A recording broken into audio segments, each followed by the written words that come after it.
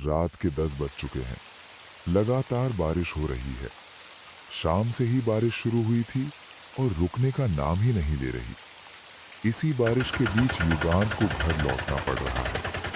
काम की वजह से युगांत को गांव से बाहर शहर में रहना पड़ता है। बीच बीच में छुट्टी लेकर गांव आता है। पिछले कुछ दिनों से युगांत के बाबा विश्वंभर की तबीयत ठीक नहीं है।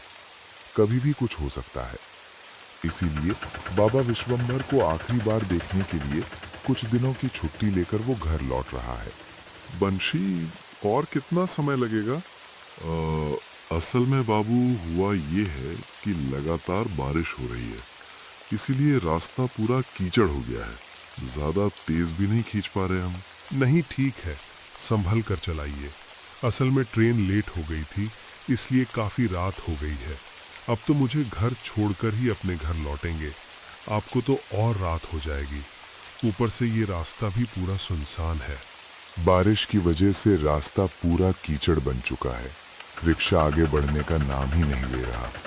रास्ते के दोनों तरफ जंगल से कुछ सियारों की आवाजें आ रही हैं। सामने ही अंधियारी गांव का शमशान है और इसी शमशान को पार करके युगांत को गांव में घुसना होगा। जोरदार आवाज के साथ चारों तरफ रोशनी फैल गई। सड़क के किनारे एक ताड़ के पेड़ पर बिजली गिरी। इतनी तेज आवाज हुई कि कान सुन हो गए। साथ ही आग धक धक कर जल उठी। युगांत और रिक्शे वाले बंशी की आंखें उस रोशनी से झुलस सी गईं। वो लंबा पेड़ धड़ाम से गिरकर सीधे सड़क पर आ गिरा। ऐसे गिरा जैसे वो नहीं चाहता हो कि रिक्शा आगे जाए। पूरा रास्ता बंद हो गया। बंशी ने जोर से ब्रेक लगा दी। युगांत के शरीर में एक अजीब सी झंझनाहट दौड़ गई। जिंदगी में पहली बार कुछ ऐसा देखकर उसे बहुत डर लग रहा था। लो, जिस डर का अंदेशा था वो हो गया। अब हम आगे कैसे जाएंगे? नहीं बंशी, अब और जाने की जरूरत नहीं है। बस थोड़ा सा रास्ता बचा है, मैं पैदल ही चला जाऊंगा। इतना कहकर युगांत झट से रिक्शे से उतर गया। बारिश अब भी जोर जोर से बरस रही थी। युगांत किराया देकर आगे बढ़ने ही वाला था कि पीछे से रिक्शे वाले बंशी ने आवाज दी। बड़े बाबू, हम आपको घर तक तो नहीं छोड़ पाए। ये लीजिए, ये छाता रखिए अपने पास।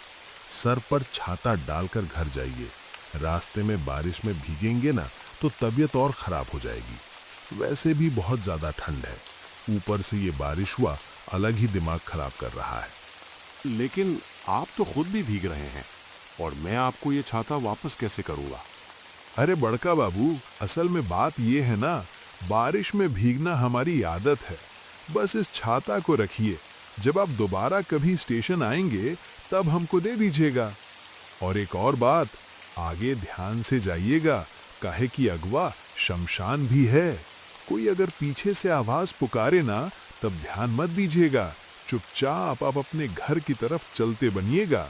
अरे ठीक है बंशी, मैं इतना भूत प्रेत में विश्वास नहीं करता हूँ। मेरी चिंता मत करिए, मैं ठीक से घर चला जाऊंगा। आप सावधानी से घर जाइए, आपको काफी देर हो रही है। उस आदमी की बातें बहुत ही अजीब और रहस्यमयी थी। उसकी बातें सुनकर युगांत के मन में कहीं न कहीं एक अजीब सी बेचैनी होने लगी। वो एक गरीब आदमी था, रिक्शा चलाकर अपना घर चलाता था। फिर भी इंसानियत के नाते वो युगांत को अपनी छाता देना चाहता था। सुनिए, इसे रखिए, घर जाकर बच्चों के लिए कुछ ले जाना। चल चल शमशान के पास चल, फिर तुझे बताता हूँ। युगांत छाता लेकर चलना शुरू किया। रात तो हो ही चुकी थी और अब और देर होने वाली थी। छाते पर बारिश की टप-टप की आवाज और युगांत के पैरों की आहट के अलावा इस वक्त उसके साथ कोई नहीं है। सामने ही अंधियारी का शमशान है। युगांत चुपचाप मन लगाकर आगे बढ़ता जा रहा है। अचानक युगांत देखता है उसकी कुछ ही दूरी पर एक आदमी खड़ा है। इस रात के समय यहाँ खड़े खड़े बारिश में क्यों भीग रहे हो? कौन हो तुम? ओए, सुन रहे हो कि नहीं?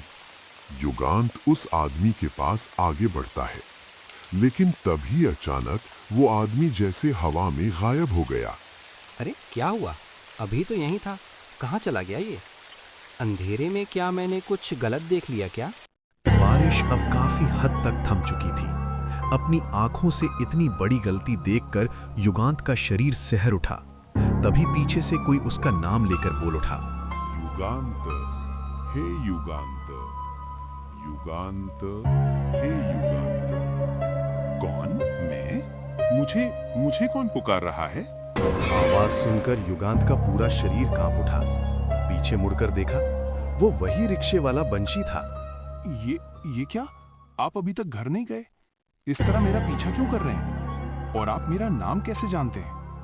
असल में बड़े बाबू, हमारा पूरा मजदूरी अभी तक ठीक से मिला नहीं है। हम आपसे और कुछ चाहते हैं। इसका मतलब क्या है? अब आप कहना क्या चाहते हैं?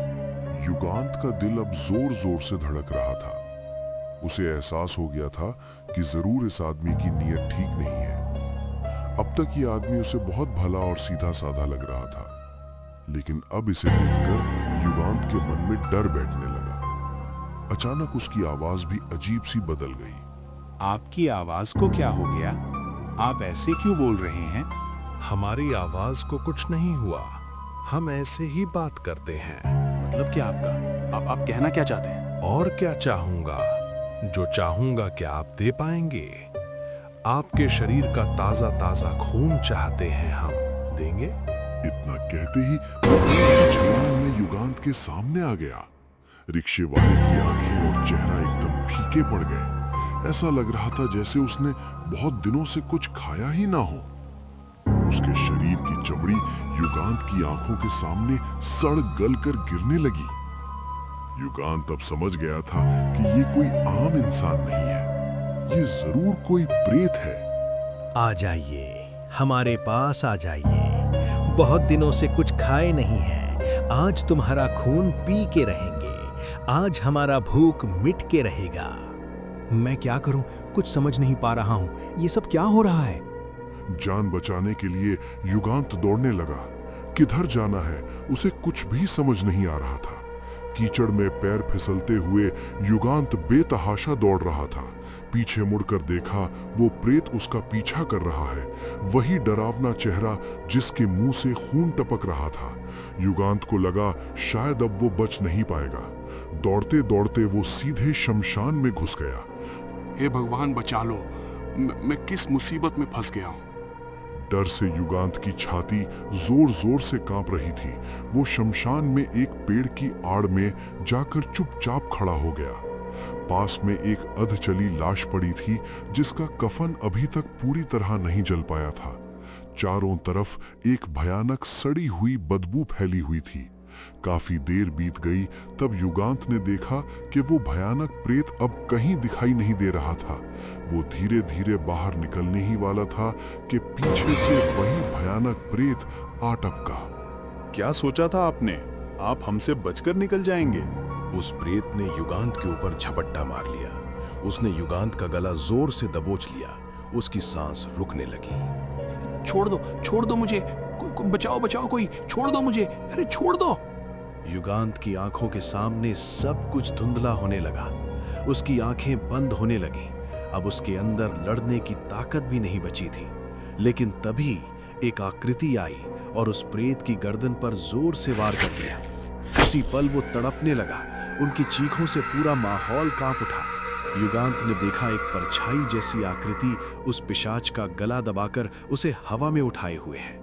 युगांत पूरी कोशिश के बाद भी उस साए जैसी आकृति का चेहरा पहचान नहीं पा रहा था। पूरा शरीर तो दिखाई दे रहा था, लेकिन चेहरा जमे हुए काले अंधेरे जैसा दिख रहा था। फिर भी युगांत साफ समझ गया कि वो उसका नुकसान नहीं करना चाहता। जान बचाने के लिए युगांत दौड़ने लगा। घर पहुंचकर उसने देखा घर के चारों तरफ बहुत सारे लोग जमा थे। सामने एक चिता सजी हुई थी। दादी अनुसुईया आंगन में बैठी लगातार फूट फूट कर रो रही थीं। और वहीं युगांत के बाबा विश्वंभर निश्चल पड़े हुए थे। युगांत को समझने में जरा भी देर नहीं लगी कि उसके बाबा पहले से ही जान गए थे कि वो किसी खतरे में था। और शमशान में वहां उसके बाबा विश्वंभर ही थे जिन्होंने उस पिशाच के हाथों से युगांत की जान बचाई। उसका मन बहुत भारी हो गया। जिंदा रहते वो उन्हें एक घूंट पानी तक नहीं पिला पाया। अरे तू आ गया? तेरे बाबा तो तभी से तुझे देखने के लिए बेचैन थे, बार बार कह रहे थे युगांत बहुत खतरे में है, युगांत बहुत खतरे में है। कहते कहते ही वो चल बसे। बाबा विश्वंभर युगांत से बहुत प्यार करते थे और उन्होंने जाते जाते इसका सबूत भी दे दिया।